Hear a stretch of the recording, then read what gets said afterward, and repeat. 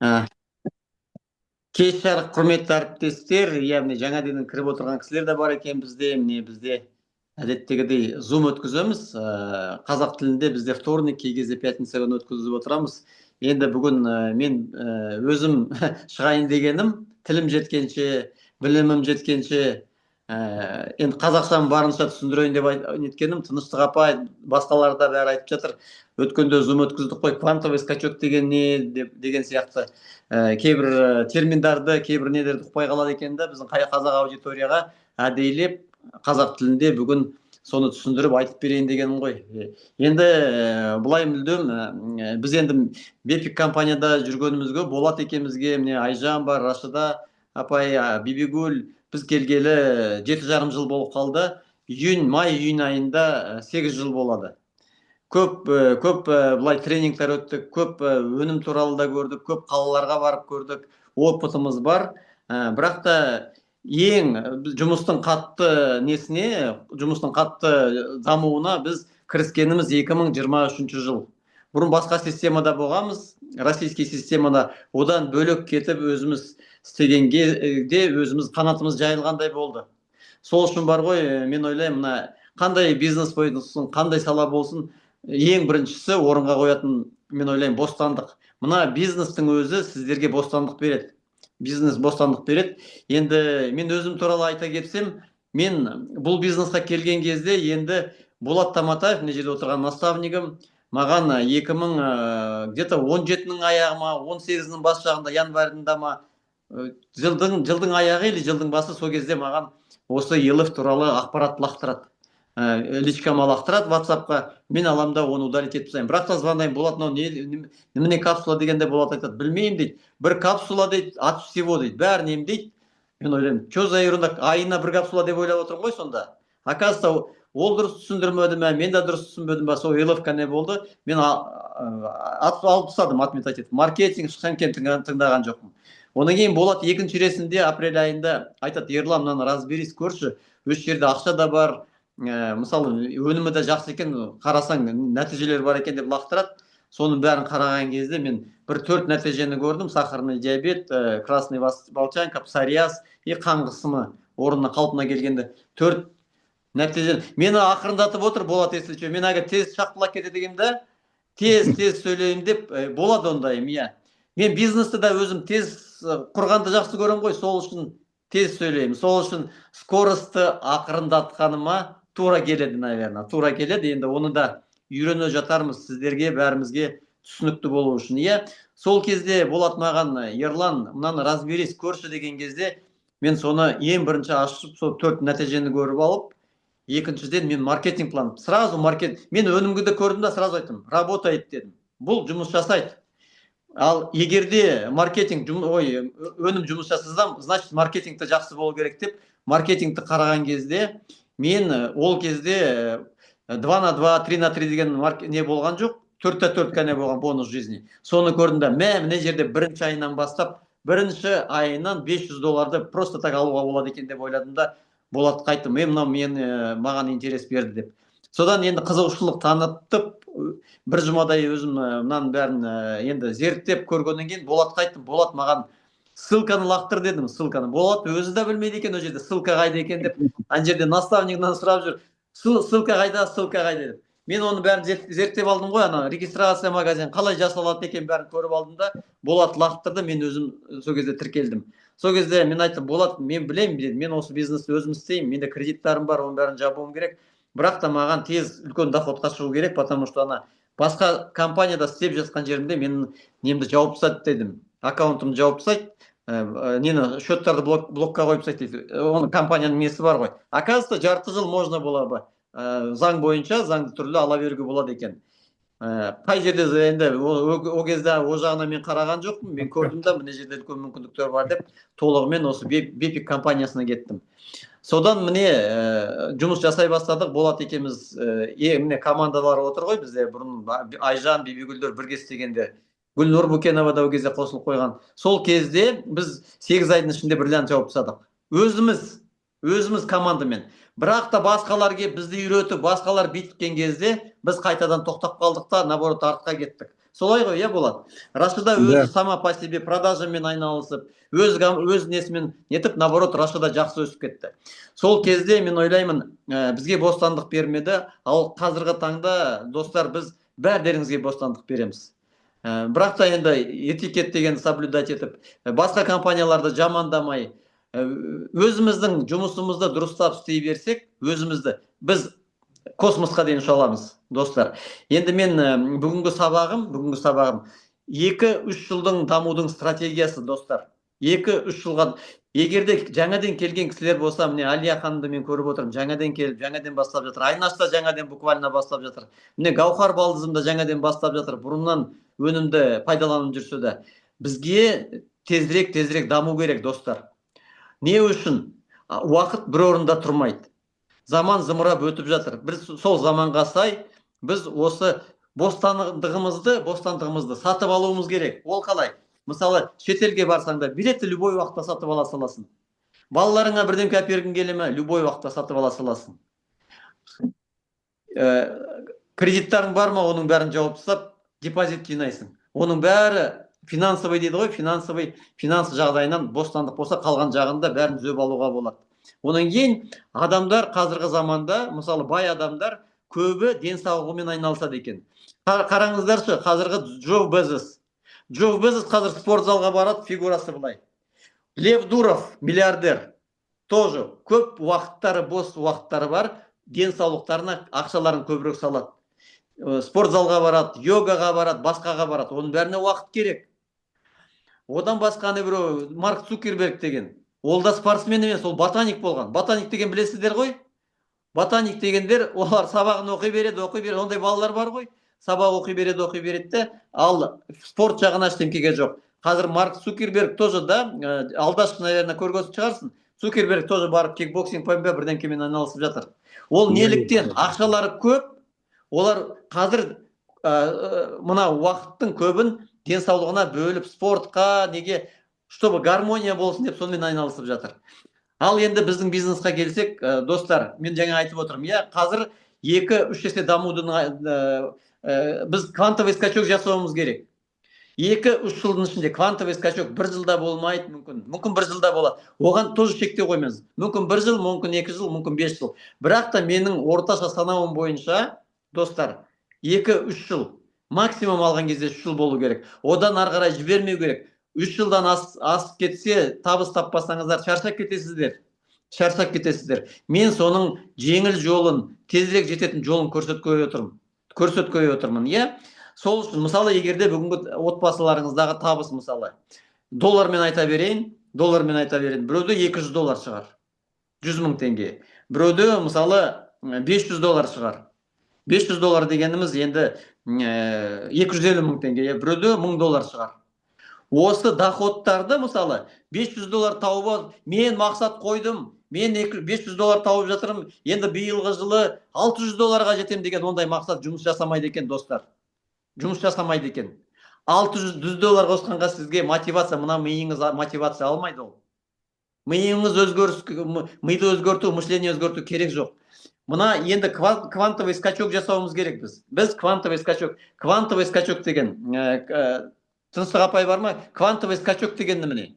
Квантовый деген ең мелкий нәрсе, мысқал дейме қалай, ең мизерный нәрсе. Атомнан да кішкентай нәрсе. Скачок деген секіріс. Енді квантовый скачокты түсіндірсем бұлай. Мысалы, біз қазір мақсат қоямыз. Мысалы, мына стақан біздің мақсатымыз болсын. Представляете, бұл стақан жоқ, бұны біз жасауымыз керек. Из пустоты дейді ғой, пустой нәрседен оны жасау керек. Мысалы, бұлай екен, егерде мына және квант бар ғой, квантты адамдар наблюдать етпесе, біз қарамасақ, квант жоқ, просто бір волна сияқты болады екен. Егерде бәріміз вниманиямызды жаңағы жерге жіберсек, любой адам, оказывается, внимание жіберген кезде, волнамыз материя болып жиналады, материя. Айтады ғой, сначала были мысли, потом становится материя деген сөз. Мына бос нәрседен, бос құр ештеңке жоқтан бар жасайды. Айтады ғой қазақтар, жоқтан бар жасап отыр деп. Сол жоқтан квантовый скачок деген сол. Мысалы, бірақ та квантовый енді секіріс деген мысалы веткалар болады екен, реальность. Біз міне мысалы біз қазір бірінші этажда отырмыз, иә? Көбі ойлайды, мен қазір 10-шы этажға көтерілгенше қаншама уақыт өтеді. 10-шы этаж деген ол басқа реальность уже, басқа мүмкіндіктер, басқа веткаға кетеміз біз. Бірінші этажда жүре берсек, ой, бірінші ступеньға шығамын, ой, қашан шығамын деген сияқты емес. Резко лифтке отырасыңдар, резко 10-шы этажға көтерілесіз. Көрініс басқа болады, өмір басқа болады. Сол скачок, квантовый секіріс дейді. Басқа бір Айжан, реальность деген қалай өз қазақшасы? Реальность деген шынайылық па, қалай? Не переводила? Нақты. Нақтылық дейді. Реально, иә, нақтылық. То есть, біз қазір мен осы квартирада отырмын.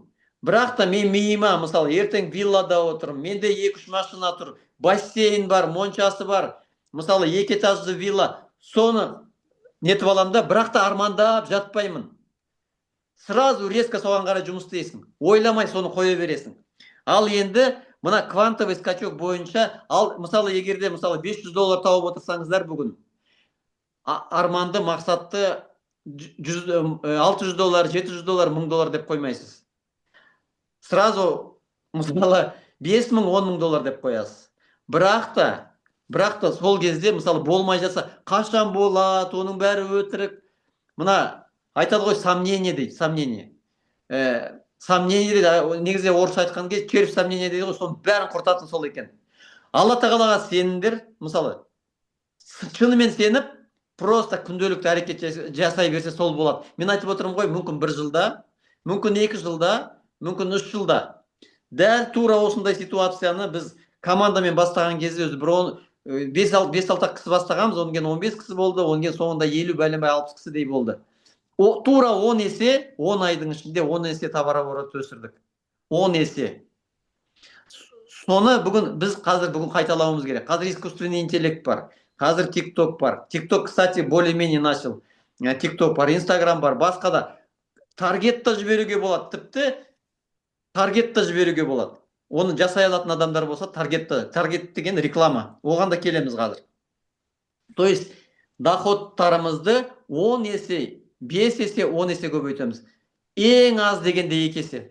Достар, ең аз дегенде 2 есе. Аблайда, то есть процентовка емес, скачок жасау керек. Ал енді біз бүгінгі таңда, мен қазір Райгүл осында отырмын екен, Райгүл маған бір пачка елеф әкеп берші, пожалуйста. Пачкасымен, мен көрсетемін қазір, мен неғып көрсетуім керек, примермен. Қазір біз 2 мәселемен көрсетеміз. Біріншісі, бізде LF коробка, басқа fuel taps, екіншісі fuel taps. Бірақ та, достар, сізге қандай өнім ұнайды, любой өнімді таңдамап, даже Талғат жол айтып отыр. Бір пластермен жасауға болады. Пластермен акаса, дәл осы сияқты біздегі пластермен, ана кімдер, біздің наставниктарымыз, Сэм Гуревичтер, бұрын Қазақстан территориясында бәленбай $1 миллион айына жасаған. Пластермен ғане, жапсыратын пластермен ғане. Ал бізде fuel taps да бар, пластер да бар, бикардио да бар. Қазір капля да пайда болды. Куркумин бар. Но мен ойлаймын, енді бізде козырный продукциялар, это fuel taps, LF, drink to shrink, онан кейін бикардио и капли қазір.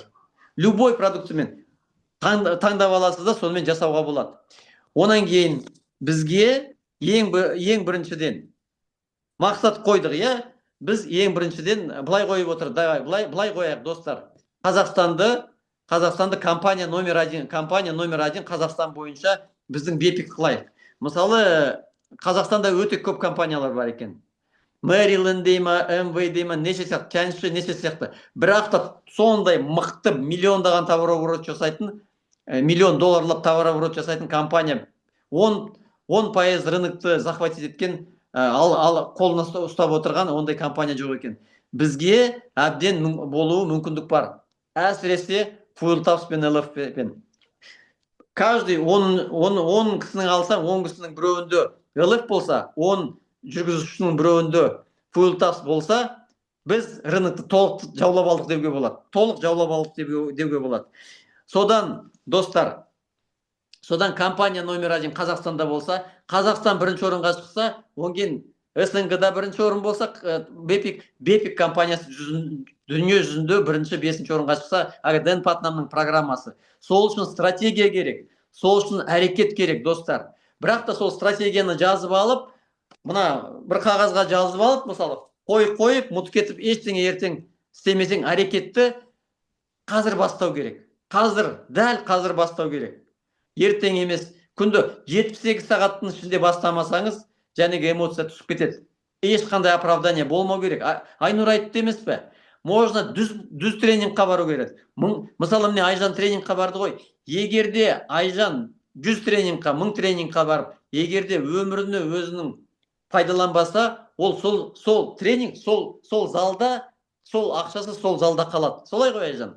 Ал егерде ол осы тренингтен бірдемке алып, конспект жазып, күнделікті әрекет, таңертең жаттығуға шығып, 2 сағат жүріп, мимен жұмыс істеп, менің квантовый нелерім өзгеріп жатыр. Мен басқа вообще мүлдем Айжан болдым. Қазір мені дүние жүзі танымай жатыр. Мен қазір басқа Айжанмын деп айтып отырса, сол кезде тренингтер жұмыс істей бастайды. Көп ойлайды, ой, мен барып келдім ғой бір тренингқа, мен өмірім неге өзгермейді деп. Ал сенің өмірің өзгеру үшін сол сен тренинг деген ол жай ғана рекламный пауза деген сияқты көрсетеді былай. Ары қарай өзің жасап алған. Ана үйдің бар ғой, сізге макетін көрсеткен сияқты. Мысалы, үйдің макетін көрсетіп, сен мынандай үй сала аласың деп сендерге любой бизнес тренер сөйтіп береді. Ал жасайтын соны сіздер ғана. Біз ғана, мен ғана, сіздер ғана, біз ғана командамен. Иә, соны мен айтайын дегенім, бұрын бізге командаға келген кісілер 2017-ші, 18-ші, 19-ші, 20, 21, даже 22-ші жылғы келген кісілердің көбі кетіп қалды, достар. Олар енді алданды ма, мүмкін пендеміз ғой. Біреулер айтады, ой, сендер міне Бепикте $1000 тауып жүрсіңдер ма? Менің наставнигім басқа компанияға барып, 2 айдың ішінде $10,000 шықты. Ондай көп маған былай әңгіме айтқан. Ой, Ерлан, сен $2,000 табасың ба? Менің бір наставникім бір компанияға барып жарты жылда $25,000 шықты деді. Мен айттым, маған ондай әңгіме керек жоқ. Ол өтірік хайп деп айтылады ол компаниялардың бәрі қайда қазір? Кейбір адамдар, енді даже менің таныстарым бар, Болат Айжанның таныстары бар, Бибигүлдің таныстары бар. Осы 4-5 жылдың ішінде 20 компания ауыстырған кісілер бар. Ешқандай одан толқы жоқ. Қателесті. Біреулер жарайды басқа компания ашып жатыр. Сол жерде жүр. Енді әр адамның таңдауы өзінде. Бірақ та біз осы компанияны таңдадық па до конца, осымен жетуіміз керек. Осыны компанияны шығару керек. Компания номер 1 қылып, иә? Сол үшін мен айтайын деген, біз 23-ші жылы 20-30 кісі ғана бастағанбыз. Менің статусым золото жабылып тұрады тұғын. Міне қазір примерно талғаттар жауып жүр. Гүлнар апайдар, мысалы, жауып жүр ғой. Кімдер жақын тұр? Құралайдар. Осындай статустарда примерно жүргенбіз. Енді бонус жизни жабылып жүрген 4-4, кей кезде 3-3, по бинару $700, $800 сондай ғана тауып жүргенбіз. Айжанда серебро болған. Представляете, какой скачок болды. Соны қайтадан жасауға болады. Оны жасау үшін командный дух керек. Команданың рух дейді ғой, рух. Бәріміз бір жұдырықтай жиналып жасасақ, соны жасауға болады. Сол үшін ито былтырғы жылы біз көп документация андаймен жүріп қалдық. Бірақ та осы жылы 100% дұрыстап жұмысымыз жасауға болады. Мен енді орысша жазған конспектімді қазақшаға алып барып отырмын. Қалай, сурда нормальный переводчикпін ба? Нормальный, иә? Енді қазір мен көрсетейін дегенім, мына фуйл тапспен, мына елефтің арқасында қалай біз тез көтеріліп кетуге болады. Достар, ең біріншіден, иә, мысалы, біз клиентті көбейтуіміз керек. Клиенттарымызды. Мысалы, егерде сізде 2 клиент болса, кімде 2 клиент бар? Көтеріңізші. Айжанда 2 клиент бар. Біреуі әшөк, біреуі ұлы, или келіні. Мысалы, солай айтам. Роза апай, сізде клиент бар ма? Ұйқыңыз келіп отыр екен. Бар. 2 клиент бар ма? Али апай, сізде 2 клиент бар ма? Жолдасыңыз, өзіңіз, ұлыңыз бар, иә?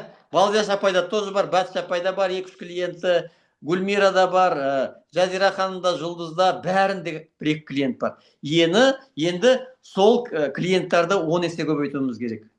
20 есе, мүмкін 100 есе көбейтуіміз керек. Егерде біз бұндай әрекет жасайтын болсақ, қазір мен товар оборотпен сайнаймын. Бізде мына жерде қазір қанша кісі отыр? Қарап қояйық. 75 кісі екен. Әр қайсымызда 4, 5, 6 бриллиант болады. Не только өзіміз бриллиант боламыз. Әр қайсымызда 5, мысалы, Батшапайда 5-6 бриллиант болады.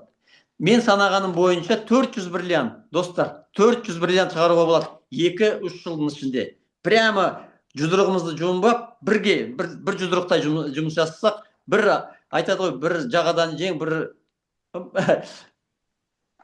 шатасып кеттім. В общем, бәріміз бірдей жұмылып істесек, Алия ханым күліп отыр. Түсіндіңіз, в общем, бәріміз бір жұдырықтай жұмыс істесек, бәрі болады. Так, ал енді оны не істеу керек? Ең біріншіден, достар, біз 90 күн деген челленджді бастап қойдық. Кірмегендер кіресіздер, ссылка бойынша рабочий чатта жүр. Кіріңдерде, бірақ та күнделікті бір әрекет жасап қою керек. Хотя бы бір сторис түсіріп қою керек. Өздеріңіз, біреудің картинкасын емес, өзіңіз, мен көріп тұрмын, кейбіреулері фойл тапсы, менікін қояды, Талғаттықын. Өзіңіз жылт етіп қоя салыңыз, фотоңызды болсын, хотя бы мен бармын деген сияқты. Айнаш, мен бармын деген сияқты. Айнаш TikTok'та бар деген сияқты. Онан кейін 15, оны кім айтып кетті уже? Айнура Хамитова кеше настройда. Хотя бы 15 секундтық ролик жазып қойыңызшы күнделікті. 21 күн, бір ай жасаңыз, тіпті 21 күн жасаңыз, а вообще 90 күн жасаңыз, прямо күшті привычка болып кетеді. Күшті привычка. Жасай бересіз ары қарай. Бір не болғаннан кейін, навык болғаннан кейін, ол ешқашан жоғалмайды. Жасай бересіз, спокойно жасай бересіз. Қорқынышты аттап, бәрі қорқады, достар. Соғыс кезінде Бауыржан Момышұлы айтады дейді ғой. Мен де қорықтым. Бірақ та мен қорқақтықтың артынан жүріп ілесіп кеткен жоқпын. Мен бірақ та ойладым дейді, артымда мен ата бабам бар, мен ата бабам жері бар, балалар бар, қазақ елім бар. Сол үшін мен осы жерден артқа қарай бір қадам жасамаймын деп. Бір жағадан бас, қазір Жазираға рахмет. Бір жағадан бас, бір жеңнен қол шығару керек. Бір жағадан бас, бір жеңнен қол шығару керек. Сол кезде ғана бірдеңке болады. Сол үшін, достар, ролик жазыңыздар. Прямой эфирға шықпағаныңыздар, шығыңыздар. Ешқандай оправдание не принимается. Егерде шынымен көтерілгілеріңіз келсе. Бірақ та бұл жерде біз свобода береміз сіздерге, бостандық береміз. Шыға алмасаң шықпай-ақ қой. Но бірақ та өзің айтшы. Мен немене қорқып отырмын? Шығайыншы. 20 минутқа, 5 минутқа, 10 минутқа ақырын көбейте берем. Ең басында сөзің болмайды айтатын. Бірақ та өнімді жеген сайын ар жағынан сөз шыққанын қайдан білмейсіз. Бір хейтер тауып алыңыз. Бастарында қатыратын бір хейтер тауып алыңыздаршы. Маған бір хейтер күнде кіреді, мен 2 ай болды түсіп жатырмын, ешқандай көмегі жоқ. Мен 2 ай болды түсіп жатырмын, ешқандай күнде кіреді. Уже өйтіп жазғанына 1-2 ай болған шығар, сонда оның 2 ай әлі уже 4 ай болып қойды. Енді білмеймін, оның өзіне ұнайтын болар. Бірақ та ол хейтер кірген сайын менің нем көтеріледі, рейтингім көтеріледі, роликті продвигать етеді. Сол үшін жасай беру керек. Бірақ та енді мен ойлаймын, мына TikTokқа шыққаннан кейін, стримдарға шыққаннан кейін біз Бепик деген достойно шығу керек. Мысалы, жақсы футболка киіп алып, тіпті даже праздничный киініп алып, костюм шалбар киіп алуға да болады. Бірақ та кейбір кезде можно кухняда отырып та. Бірақ та, достар, майкамен или қалай болса совсем қалай болса шыға беруге болмайды деп ойлаймын мен. Кішкене этикет. Онан кейін басқа компанияларға тиіспейміз, өзімізді нетіп, мына өзі өнімдерімізді мақтап алға қарай жылжи беру керек. Хорошо? Так, ары қарай кетіп. Кстати, Instagram, Facebook деп жазып қойыппын. Instagram, TikTok, Facebook, YouTube канал барлығын жылжытуға болады. Енді давайте санайық. Мысалы, жаңа айттық. Егерде сіздерде 2-3 клиент болса, мен ең бірінші рет Талғат Құттымбетов бір кісі жазды, где-то Западный Казахстан жақтан, Оралдан ба біреуден жазды. Талғатқа мен айттым, көрдің ба деген, сен кісің жазылды, өзі жазылды, саған $35 түсті дедім. Талғат қайда Каспийда жоқ қой деп. Мен айтып, Каспийда емес, ана внутреннийда кіріп қарайсың. Оңген Талғатқа айттым, сен мынаны бір рет жасай алдың, енді 1000 рет жасауға бола ма деп ем, болады деді. Егер де сізде бір клиент болса, ертең екеу болуға мүмкіндік, екеу болады. Екеу болса төртеу болады, төртеу болса 10 болады, 10 болса 100 болады, 100 болса 10 мың болады, 10 мың болса 100 мың болады. Соны көрсетейін дегенім ғой. Соны қазір міне неге қояйын доскаға. Өткенде орысша да тыңдадыңыздар, бірақ та енді қазір жүріп алайық. По высоте нормальный ма? Так. Жақындатайық, иә?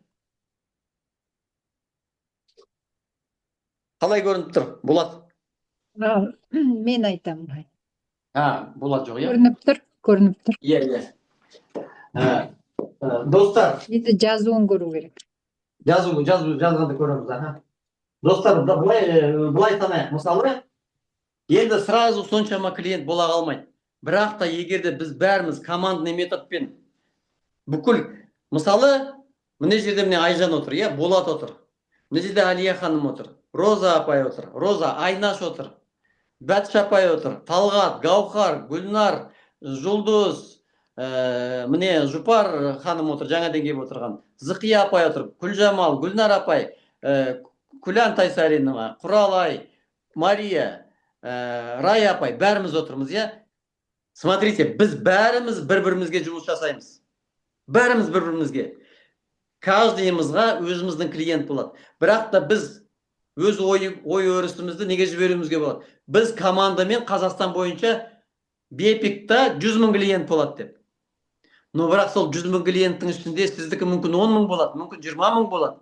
Мүмкін сіздің өзіңізде 100 мың болады. Енді лично сізде болмаса да сіздің командаңызда. Біз 75 адамбыз мына жерде. 100 мың клиентті бөліңізші 75 адамға. Никто нищий не останется. Не то, что нищий. Бәріміз байымыз. Қазір Алия ханым бөліп жатыр ғой. Мысалы, 100 мың клиент дейді. Не біреу маркердар тонкий екен. Тонкий маркер. Міне. 100 мың клиент. Потребитель. 100 мың клиент деген совсем аз ғана адам. Давайте мына нені алайық. 100 мың клиент болса Fulltaps. Fulltaps'ты продвигать еткен, Fulltaps мысалысында айтайын. Мысалы, менде бүгін 3 Fulltaps сатылды. Осыдан шоу сатылды. Егерде каждыйымызда шоу сатылса, уже 250-300 болар еді. Мысалы, командада. Талғатта одан да көп сатылған шығар, 10 шақты сатылған шығар. Райгүл бар еще, Райгүл бөлек сатып жатыр, кстати. Мысалы, командамен бәріміз алдық та, бүкіл мына продукт танымал болсын. Қазақстанда 7 миллион мәшін бар екен. 7 миллион. Ойлап көріңіздерші, 7 миллионның мәшінінің 10% 700 мың. Біз даже 700 мыңын алып тұрған жоқпыз. Просто 100 мыңын ғана алып тұрмыз. Тем более қазір бензин қымбат. Мына қазір бензиннің бағасын пока ұстап отыр апрельге дейін. Онан кейін 1-2 жылдың ішінде Ресейдің бағасына жеткізеді екен. Ресейдің бағасы қазір 92-ші бензин, 92-ші біздің. Біздікінен тура екесі көп, 480-500 теңгеге таяу. Российский 92-ші бензин. Сонда мынау керек бола ма? Керек болады, иә? То есть біз алдыға қарап жұмыс істейміз. 100 миллионнан, мына, мысалы 4 мың теңгеден 4 мың теңге көбейтеміз. Неге? Біз 70 мың теңгеге сатып алдық оның. Сатқан кезде үстінен 4 мың теңге түседі. 400 миллион теңге түседі екен. Үстінен 100 мың клиенттен. 400 миллион. 400 миллион теңге. Почти миллион доллар. Ол кімдікі? Ол біздікі, достар. Бізге бөл. Мен Райгүлге санап бергем. Күніне мынандай пачкадан 10 пачка сатсаң, 1 жылдың ішінде квартира алуға болады. 1 жылдың ішінде просто разница процент немен квартира алуға болады деп. Мәшін алуға болады салоннан. Также и элевейт. Теперь ары қарай кеттік.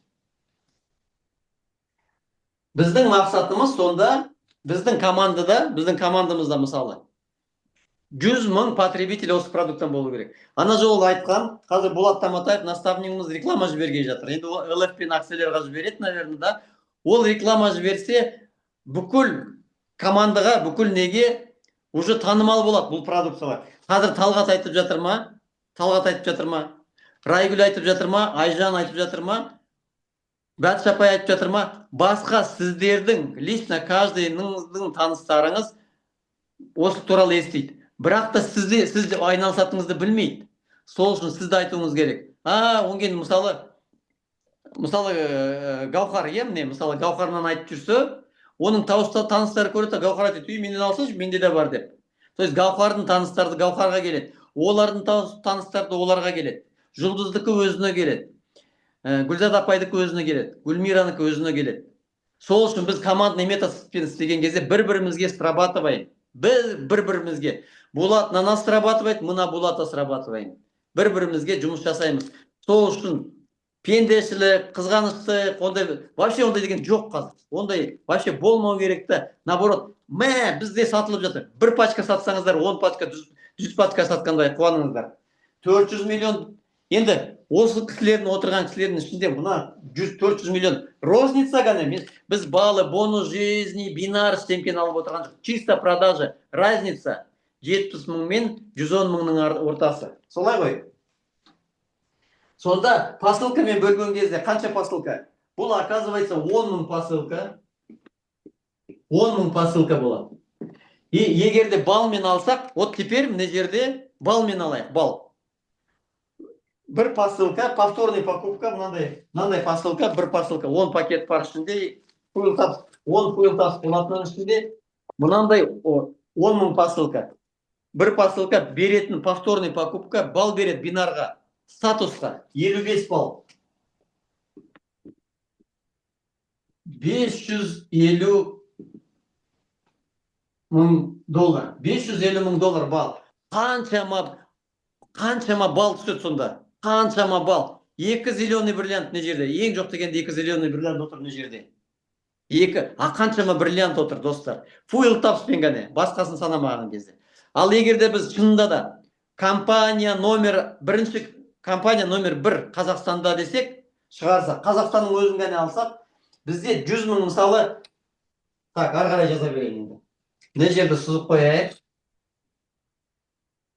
Бізде енді 100 мың клиент, мысалы ЛФ-тан болсын, 100 мың клиент. 100 мың клиент, достар, цифрдан қорықпаңыздар. Болады ол, болады так же. Цифрдан қорықпау керек. Мынау сіздерге қазір кішкене допуск жасаңыздар. Біреудің жүрегі айнып отырған шығар, оның бәрі лапша деген сияқты. Принимаю деңіздер, қабылдаймын деңізші, қабылдаймын. Просто скажите, қабылдаймын. Или уговорите себя, бәтіш, қабылдашы бәтіш. Бәтіш ханым қабылда деп өзің, Айнас қабылда де. Сөйтіп айтыңыз, өз-өзіңізге. Алдап, кішкене баланы аллайсыз ғой, сол қабылдасаңшы енді. Что ты? Космосқа кісілер ұшып жатыр ғой, Илон Маск бәлен-бәрі ракета жіберем деп жатыр космосқа. Марсқа ұшам деп жатыр. Сол сияқты. 100 мың клиентті қабылдаймыз, тем более жалғыз сіз емес командамен. Өз жерде 100 мыңды үшке бөлген кезде, так, 33.500 посылка болады екен. Мысалы 10 мың посылка 55-те, 10 мың посылка фуйлтапс болады, 33 мың посылка ЛФ-тан болады. Кстати, акция беріп жаса сол сияқты. Осындай акцияларда сонда бізде 33 мың посылкасы, даже акциясыз. Кешіріңіздер. Енді міне жерді, мынаны көбейтеміз, $70 бал, $70 балмен береді. Так, 2.345 мың примерно доллар товарооборот. Балмен ғане. Плюс мынаны қосайық енді. Мынаны қосайық, 550 мыңды. 550 мың. Фуйлтапспен. Сонда шығатын суммасы, так, мен мына жоғар жағына жазып қояйын, көрініп тұрсын деп. Красный мен жазып қояйын, красный.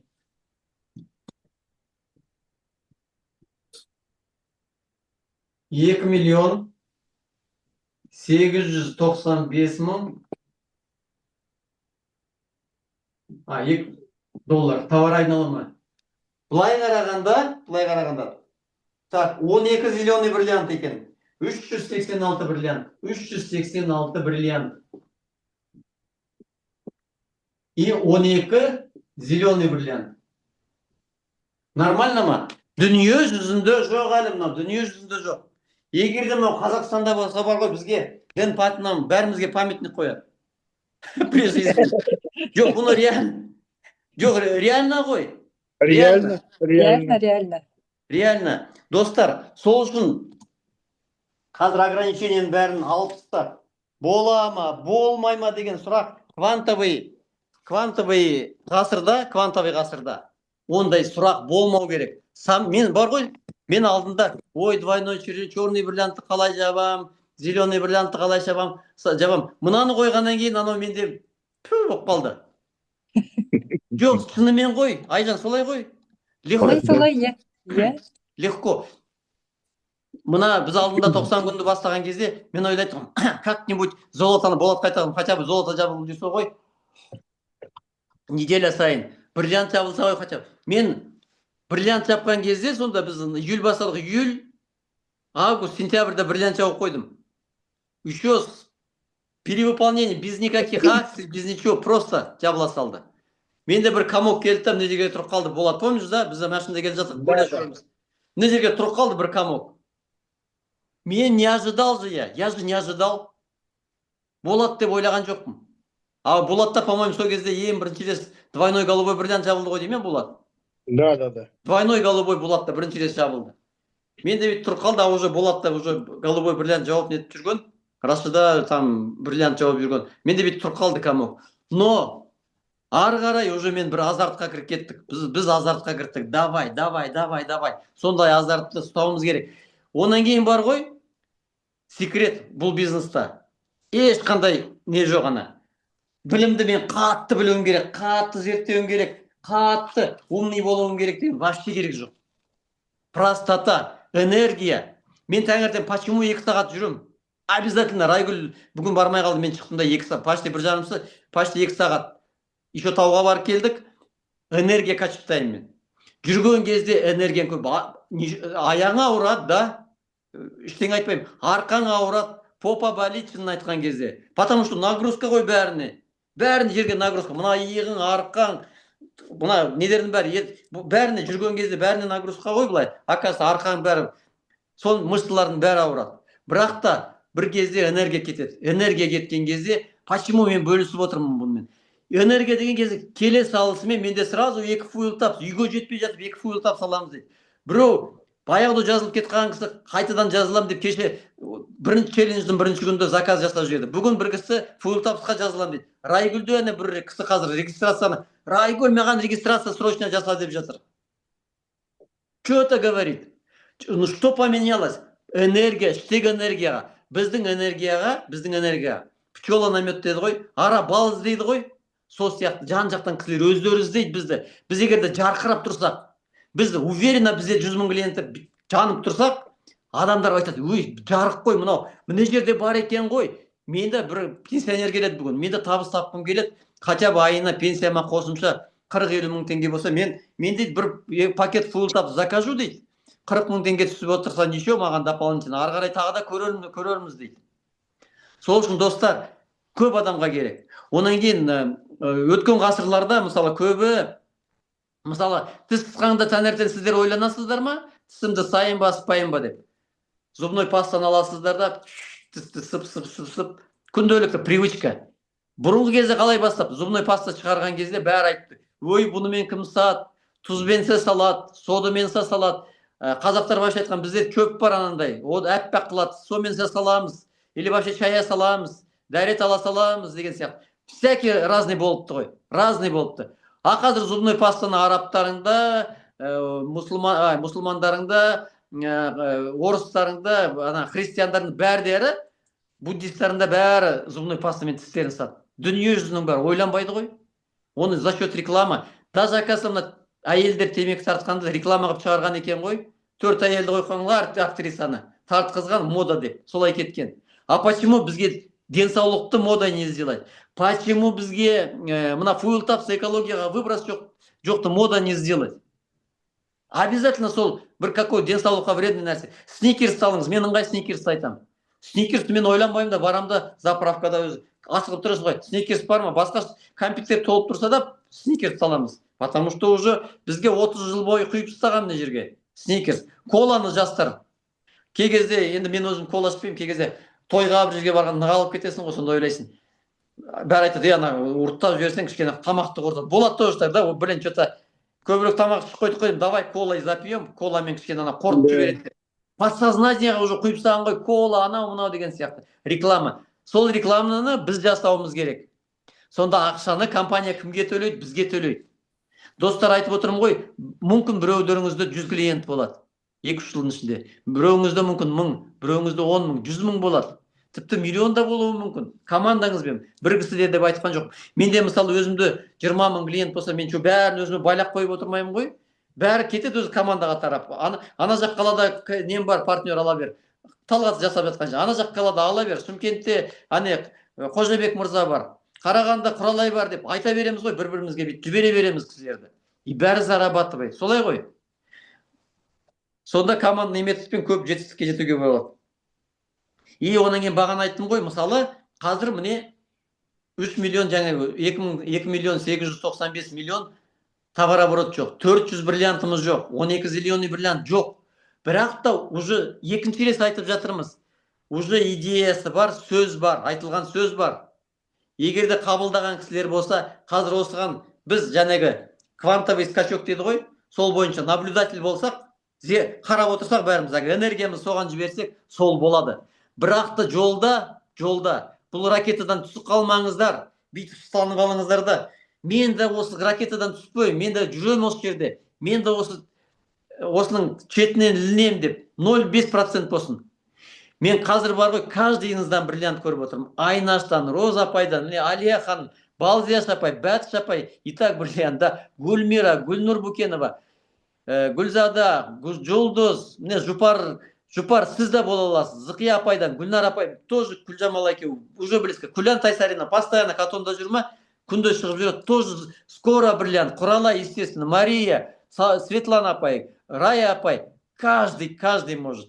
Тыныштық апай, Шарипа апай, Аля бар, бәрі бриллиант, каждый бриллиант, достар, алыңыздар, қабылдай, мен бриллиантпын деп қабылдаңыз просто. И соған қарай күнделікті, ой, мен бриллиантпын ғой деп жатпай, ары қарай әрекет жасай бересіздер. Ары қарай күнделікті әрекет жасай. Ойланбайсыз уже, мен бриллиантпын, мен зеленый бриллиант, армандарды сол жерде қалтырасызда. Можете таңертең жарты сағат армандап, картинканы етіп, кайфаны, чувстваны жіберіп, Айжан деймін. Айжан четверг күні бәрін түсіндіріп айтып береді. Солай ғой. Сол кайфып айтсаңызда, ары қарай просто әрекет, каждый қадам сайын сіз мына мақсатыңызға қарай жүрген кезде, мына не болады ғой, ғарыш дейді ғой, вселенная. Сізге қарай ана өзі жақындатады нені, мақсатыңызды. Соны сіз мақсатқа жылжығанда, мақсатыңыз сізге қарай жылжиды. Айтады ғой, Алла тағала айтады. Сен маған қарай бір қадам жасағансаң, мен саған 10 қадам жасаймын дейді. Сол сияқты, сіз мақсатыңызға қарай бір қадам жасасаңыз, мақсатыңыз айтады, ей, мына жігіт қайтпайтын жігіт, мына қыз қайтпайтын қыз екен. Мен мынаған қарай қадам жасайын, мен бұған көмектесейін деп айтады. Сол үшін және жоқ нәрсені бар қыламыз. Жасайық, қорықпайық, сомнение деген жоқ. Айтып отырмын ғой, және зеленый бриллиант маған қиын сияқты болған, двойной черный қиын сияқты болған. Қазір уже легко сияқты. Білмеймін, мен Алла тағаланы шектемеймін, 1 жыл бола ма, 2 жыл бола ма, жарты жыл бола ма. Мүмкін шынында да жарты жылда апрельге дейін жауып тастауға болады. Мүмкін 4-5 жылда. Өзіміздің ниетімізге қарай беріледі деп ойлаймын. Просто жасай береміз. Ойланбай, жасай береміз. Сол үшін бірақ та қатты армандағанды қазір алып тастау керек. Мына айтады ғой, армандағанда қатты, ой, хочу, мен істегім келеді, болғым келеді деп, қашан болады деп, соны о кезде қашан болады деген сияқты қорқыныш, үрей бірдеңке пайда болған сияқты, оны аласыздар, лақтырып тастайсыз. Мен болам, Жұмабек Алдашев, мен болам, бәрі болады, получится дейді, ниеттеніп аламыз да, тек қана алға жүре береміз. Сол үшін мүмкін 1 жыл, мүмкін 5 жыл. Бізге уже Алла тағаланы шектемейміз, әрекет бізден, берекет Алладан деп жасай береміз. Ниет жасай береміз, иә? Біз уже міне мақсатымызды таңдадық. 3 миллион доллар товары болады. 400 бриллиант мысалы. Болат екеуміз 100 бриллиант деп жүргенбіз, 400-ге бірақ секіріп. Мүмкін солай керек шығар. Мүмкін солай керек шығар. Бірақ та 100 бриллиант деп жүріп, біз 20 бриллианттан артық жасап тастадық уже. Уже жақындап тұрған адамдар уже 20 адам бар. Сол үшін мына жаңадан жасалатын нәрсе бәрі оказывается жоқтан жасалады екен. Бұл искусство дейді ғой. Тағы бір бет қайда кетіп қалған мынаны. Сейчас найдем.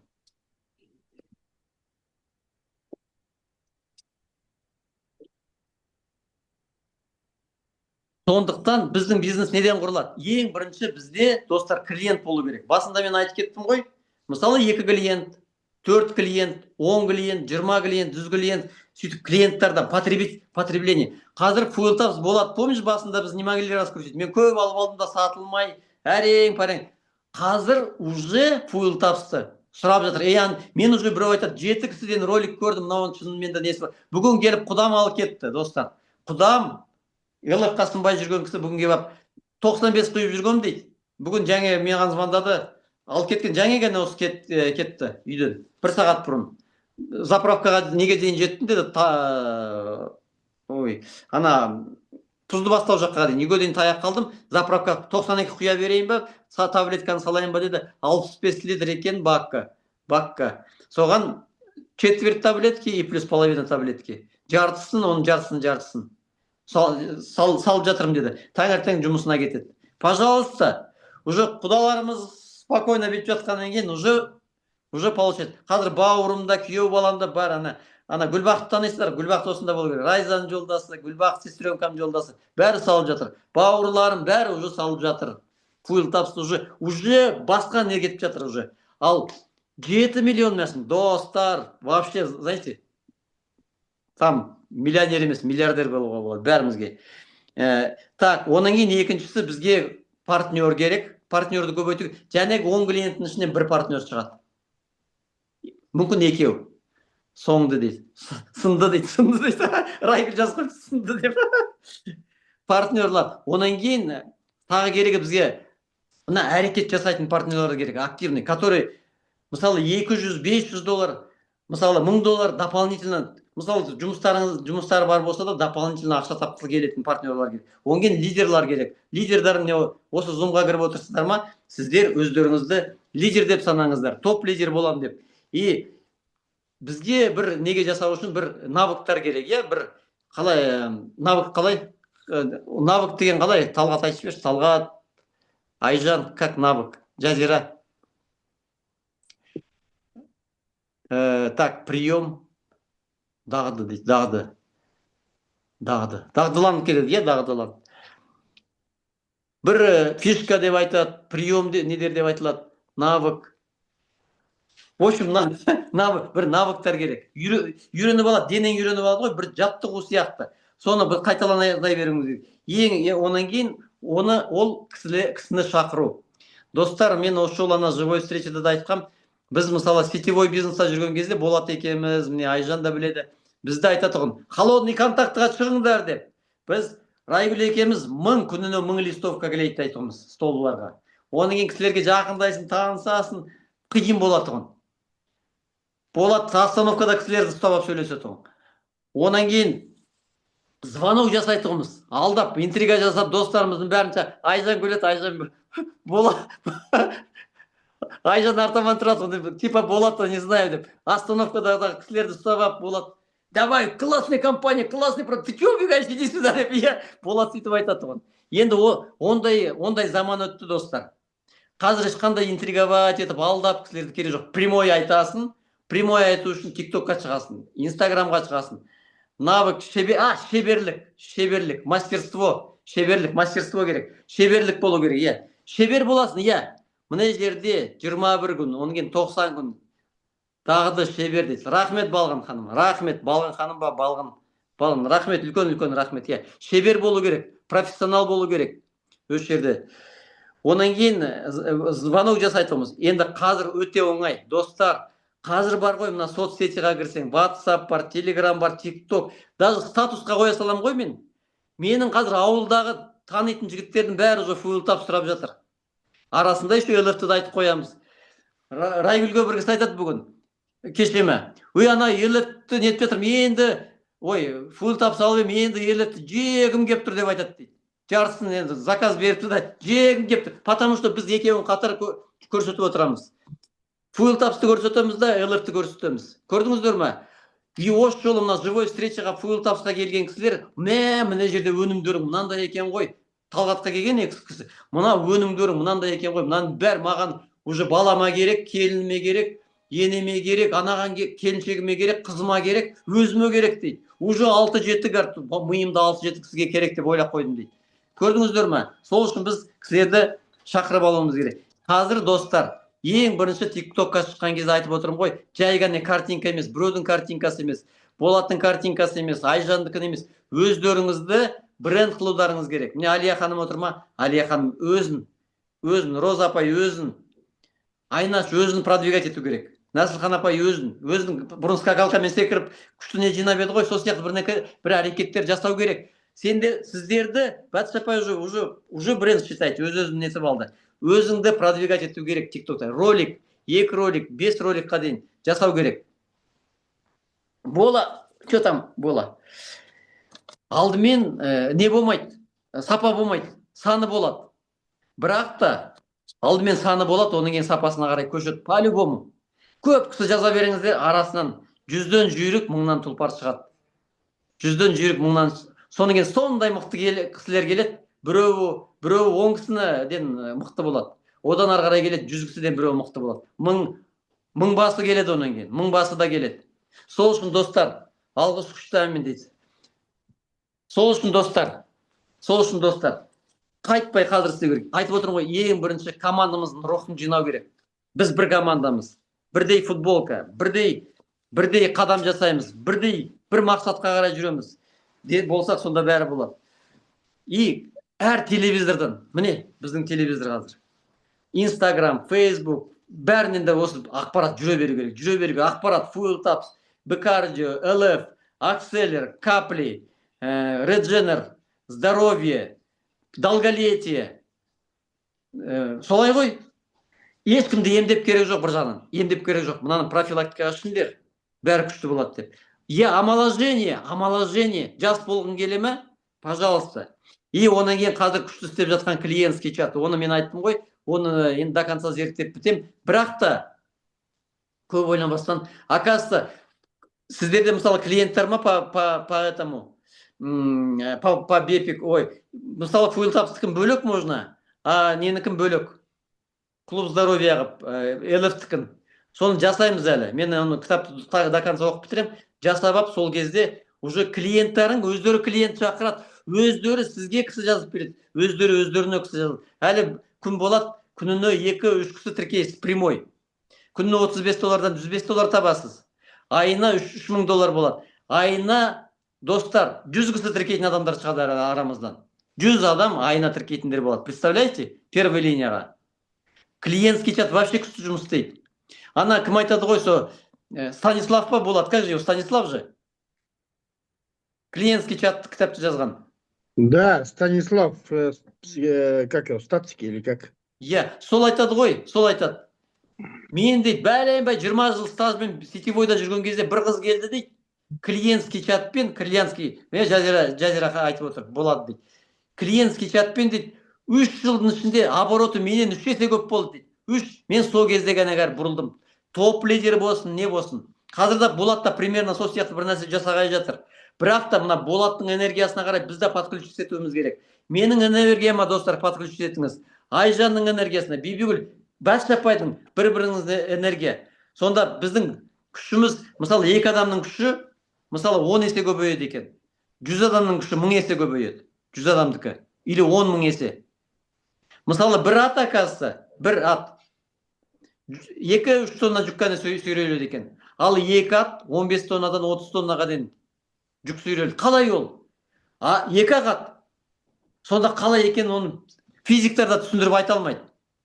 Соның өзі бір квантовый скачок, квантовый секіріс деген соның өзі. Мен енді онан кейін бүгін Талғатқа да сөз берем деген, енді көріп отырмын ғой, Талғат бір әрекеттер жасап жатыр. Талғат клиентский чат сияқты бір чат ашып алды, айту папат не в потапат өйтіп ол метадан проби ошибок холодный контакт көшеде да орысша сөйлесе салады біреумен трубасын барып біреудікін чухайды ана нені выхлопнойды любой әрекет жасай береді и айту бір жерінен бірден келеді. Талғат барсың ба? Талғат, кішкене өзің бөлісіп кетсең осы жаңағы мен айтқан идеялармен өзіңде қандай ойың бар? Что говорите? Я по-казахски не понимаю, деп отырмын.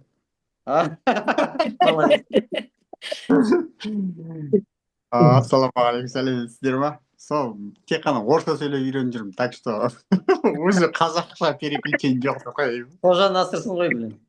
Қожа Насыр. Я твоя не понимает деген сөз айтпайсың ба? Я тебя не понимаю. Жаңағы мен енді былайынан ғой бір тиктокты ары қаратай дамытқым келіп бір тикток курс сатып алғам негізінде. Енді ана тиктоктан жақсы маманда сабақ беретін. Бірақ ол кісіде системасы кішкене қиындауда, күнде новичок келеді да. И сол новичоктарға қараймын да, бізде оказывается көп дүние тегін беріліп жатыр екен.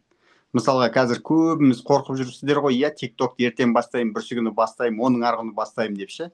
Ал енді қараңыздар, именно сол жерде біз жаңағы кісіден жақсы білім алайық деп баратын болсақ, новичоктар 4-5 новичок келсе жетеді. 2 сағат уақытымыз сол новичокқа кетеді, қайттан келеміз сабақ оқымайықшы. Сонда арасында ғана бір нелерді ғана инсайттарды алып қаламыз әудер арасында. Бірақ көбінше әліппе өтеміз да барған күні. Қалай әліппе өтеміз білесіздер ма? Енді біз сабақ аламыз деп барған күні бір новичок келеді да, прямой эфирді қалай қосады, қай кнопканы басады дейді. Оны анау түсіндіріп болады. Ертесі күні анау неге төбесіне оферді қалай жасады дейді. Блин, күнде біз уже тиктоктан мен біліп тұрған заттардан аналар сұрап отырған кезде мен просто так 100 000 теңге төледім деп тұрмын да, мысалға қарасыңыздар. Бірақ просто так емес, ол жерден де біраз инсайттар алдым. Бірақ мен не айтқым келіп тұр, мына жерде көп кісілер жүр, тиктокты тегін үйретеміз деп тұрған кезімізде әлі күнге шейін қорқып жүрсіздер. Неден қорқасыздар, сол жаққа қарай жүріңіздер, ақша сол жерде. Тиктокқа шыға беру керек. Мен мысалға қазір мақтанғаным емес, тиктоктан продажа жақсы. И жаңағы группадан да, WhatsApp группадан да бір-біріміз мысалға действительно ана жерде біз өтірік емес, бір-біріне жаңағы результаттарын айтады адамдар. Уже анау ар жағынан тыңдап отырған адам үш рет иә деп алам деп өзіне өзі айтса болды. Үш рет иә мен алам, ақшам болған кезде алам деп өзіне айтса болды. Бір күн болмаса бір күн звондайды екен. Өзінен өзі міне күнде Аллаға сансыз рахмет. Күнде заказ жүріп жатыр қазір. Енді қазір тағы да бүгін Ерлан ағадан жаңа консультация алып келдім. Басқа направлениемен уже тағы да жұмыс істейміз арға. Рахмет Ерлан аға. Ерлан аға, рахмет. Жақсы, мен Талғаттың әрекетін көргеннен кейін, мен айтым, маған келіп кетті, мен саған бір подсказкалар айтып жіберейін, консультация деп. Содан айттым, мен Талғат просто машинада алғанда айтқан, мен машиной пользуйся. Пайдалансаңшы, қалай пайдалан? Мен тиктокқа фуйл тапсты көрсете бер, болды. Вот саған нең машина чанганың өзіңін ақтап береді деп. Майгөтен деп айтады өзі. Майгөтенің сен ақтап береді деген, шынымен уже ақтап алды ол уже машинасын. Ақтады, Майгөтен ақтады. Жақсы, рахмет баршаларыңызға. Сіздерге де. Рахмет, Ерлан. Вообще, бүгін зум өте күшті болды. Қалайда бір жерден тұрып, екінші жерден шықты,